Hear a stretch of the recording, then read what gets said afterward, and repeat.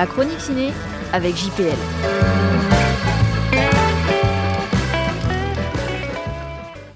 Gladiator 2, Game of Rome. Pour qui aime le cinéma spectacle, la science-fiction, les grandes fresques et l'histoire, certes souvent revisitée, Ridley Scott est un incontournable.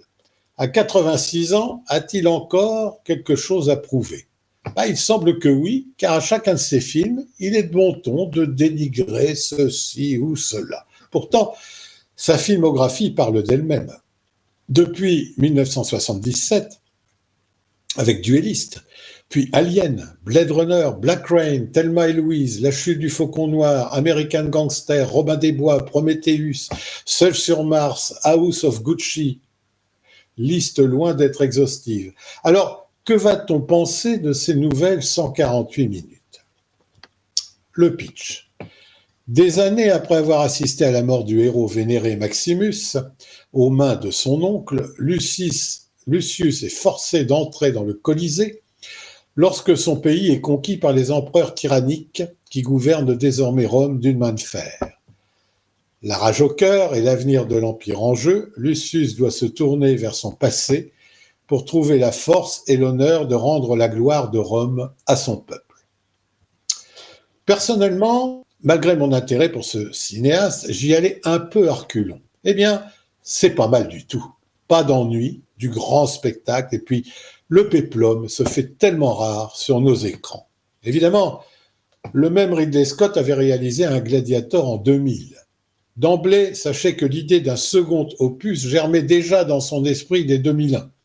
Il aura donc attendu 24 ans et des circonstances favorables, 310 millions de dollars de budget, entre autres, pour réaliser son rêve. Une des questions centrales de ce film est de savoir qui est le père du héros. Hélas, la bande-annonce donne la réponse. Décidément, les distributeurs sont encore plus cons que je ne le pensais.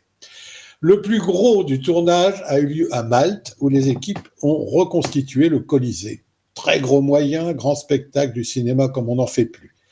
Certains se gausseront de cette série B ultime. Moi, j'aime ça, même si certaines faiblesses, longueur du film, je l'ai déjà dit, simplisme psychologique des personnages, effets spéciaux des deux scènes animalières, singe et requin totalement ratés, Deus ex machina ultra prévisible, sont évidentes, mais vu la qualité du spectacle testostéroné et violent, rien n'a réussi à gâcher mon plaisir pervers et jubilatoire.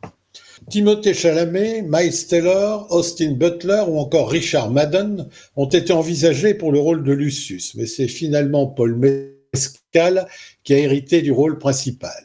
Bodybuildé à souhait, le susnommé a le charisme du guéridon l'évident de ma grand-tante. Mais il fait le boulot. Heureusement, il est entouré par un casting de grande classe avec Denzel Washington, en parfait salaud, Pedro Pascal, Connie Nielsen, Joseph Quinn, Fred Eschinger, Alexander Karim, etc.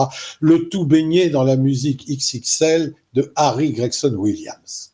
Ce numéro 2, qui dépasse la simple suite pour devenir une fresque intemporelle, à peine sortir sur nos écrans avec un très gros succès, que Ridley Scott songe déjà à un troisième opus. Insatiable, le bonhomme. De toute façon, du blockbuster de cette qualité, on en redemande.